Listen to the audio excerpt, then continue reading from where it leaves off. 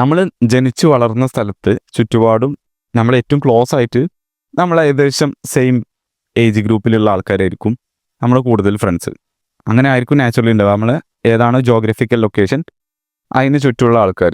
അതുപോലെ നമ്മൾ സ്കൂളിൽ വലിയ ക്ലാസ്സുകളിലൊക്കെ ഒപ്പം പഠിച്ച ആൾക്കാർ, കൂടുതൽ ആൾക്കാരും അങ്ങോട്ടും ഇങ്ങോട്ടൊക്കെ പോയിട്ടുണ്ടാവും. പക്ഷേ അവിടുന്ന് ചില ആൾക്കാർ എന്തുണ്ടാവും, നമ്മളെ കൂടെ എപ്പോഴും ഉണ്ടാവും. ഈ രീതിയിലൊക്കെയാണ് കൂടുതലും ഫ്രണ്ട് സർക്കിൾ ഉണ്ടാവല്. പക്ഷേ ഇതിൻ്റെ ഒരു പ്രശ്നം എന്ന് പറയുന്നത്, ഇത് മൈൻഡ് സെറ്റ് ബേസ്ഡ് അല്ല, ഇത് ജസ്റ്റ് ലൊക്കേഷൻ ബേസ്ഡ് ഉള്ള ഫ്രണ്ട്ഷിപ്പാണ്.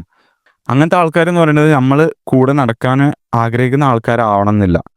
Just because they are near, they are അവർ ഫ്രണ്ട്സ്. നമ്മുടെ ഫ്രണ്ട് സർക്കിള്, നമ്മുടെ ചുറ്റുമുള്ള ആൾക്കാർ, നമ്മുടെ എന്താ പറയുക, നമുക്കുള്ള ഓരോ ആഗ്രഹങ്ങളും നമ്മളെ ഗോൾസുകളും, അതുപോലെ ഇപ്പോൾ എക്സാമ്പിൾ പറയുകയാണെങ്കിൽ നമ്മളെ ഫിറ്റ്നസ്, അതല്ലാന്നുണ്ടെങ്കിൽ നമ്മൾ ബിസിനസ്സായിട്ട് എന്തെങ്കിലും ബന്ധപ്പെട്ടാണ് പൈസ ഉണ്ടാക്കുന്ന എമൗണ്ട് ആയിക്കോട്ടെ.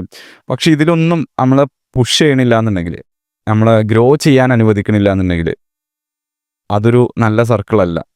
A good circle should challenge you, helps you push your limits.